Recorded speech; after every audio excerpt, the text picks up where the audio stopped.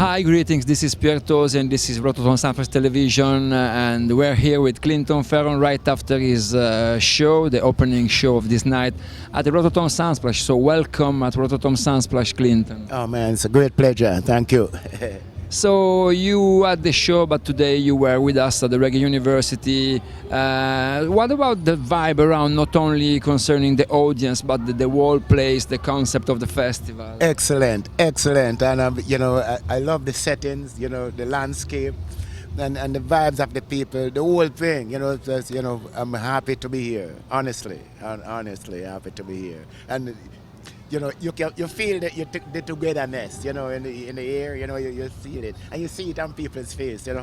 Excellent, excellent. And you had a very long career, starting from the early days of reggae music in Jamaica, from the rocksteady days, and then you had your solo career in US.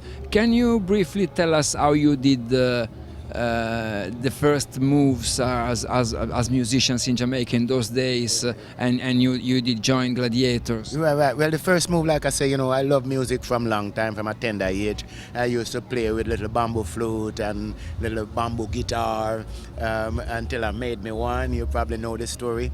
Made me one, then my dad helped me to buy one, which I moved to Kingston with, like buy a real one, which I moved to Kingston with.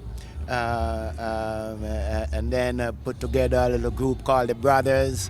In the midst of that, I met the Gladiators and been a member of the Gladiators for like 18 years. It's a long story and learning periods. Yeah. And so I did mention your solo career. It did start in Seattle. Now you're living in Seattle and you have your own band, Boogie Brown Band. So can you tell us something about your latest CD that it came out last year? No, goodness. Yeah. I still see it as the better one in terms of production.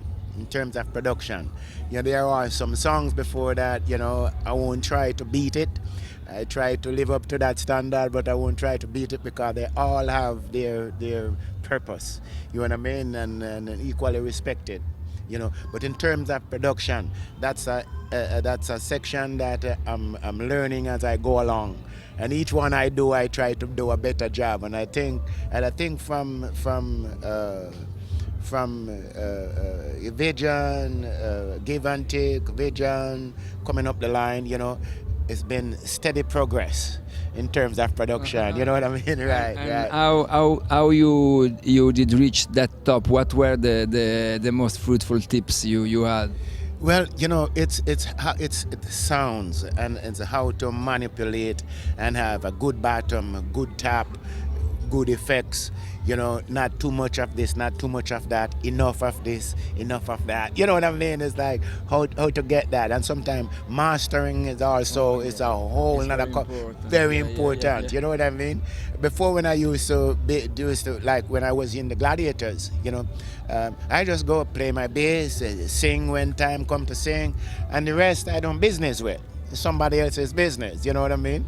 Now that I'm doing my own thing, and still like in the US, where I have to be there also with the sound engineer, like saying what I want and so forth and so on. I have to really know what I want, you know what I mean? So it's work, but it's good work. It's knowledge for me too as well. It's teaching for me too as well. So it's.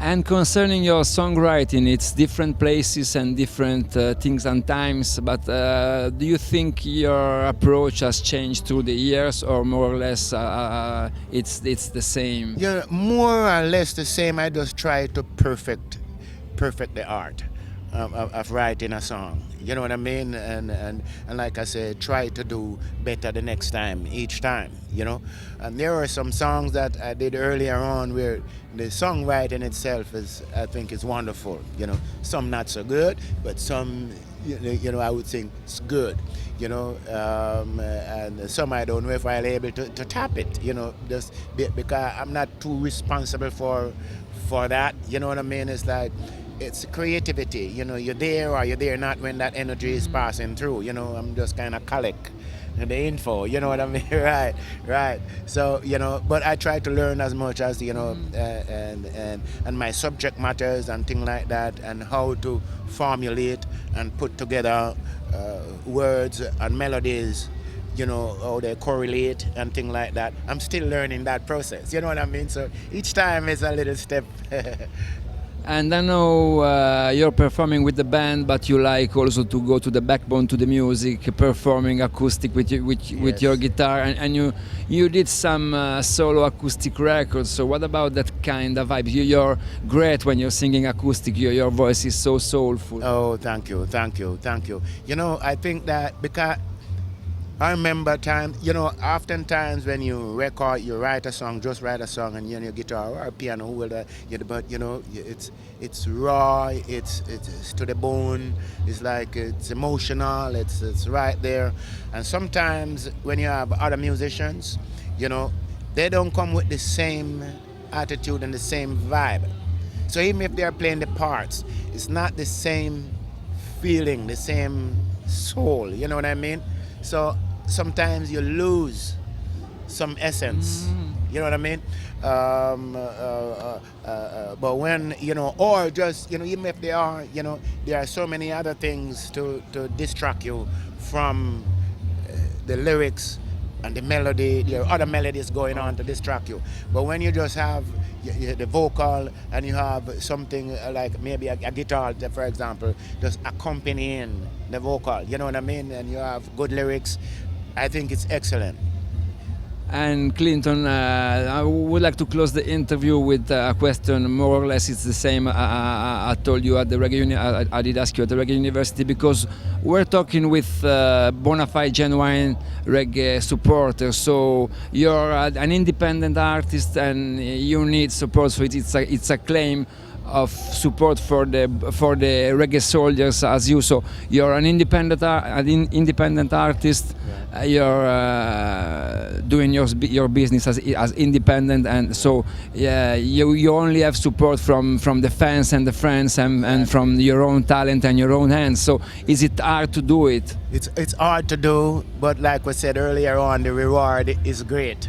The reward is great. You know that when whatever little comes, it comes honestly and it comes truthfully with a good vibe. You know what I mean? You don't have to sacrifice a whole lot for a little bit. You know what I mean? You don't want to sacrifice the art. The art, that's the first thing. So once you don't have to sacrifice that, that's a win right off the bat. You know what I mean? And doing it myself, then I for sure I don't have to do that. You know what I mean? Right. So, I see it as a blessing. Yeah, I'm not getting rich doing it, but I'm still surviving doing it. And that's why I thank my friends and fans and family, the people who really support me, like yourself too. You know what I mean? It's like, all the people, man, who support me doing this, it's much love and much respect from the bottom of my heart, Thank you very much, Clinton. Thank you very much. Clinton FEARON, Rototom Sunsplash TV.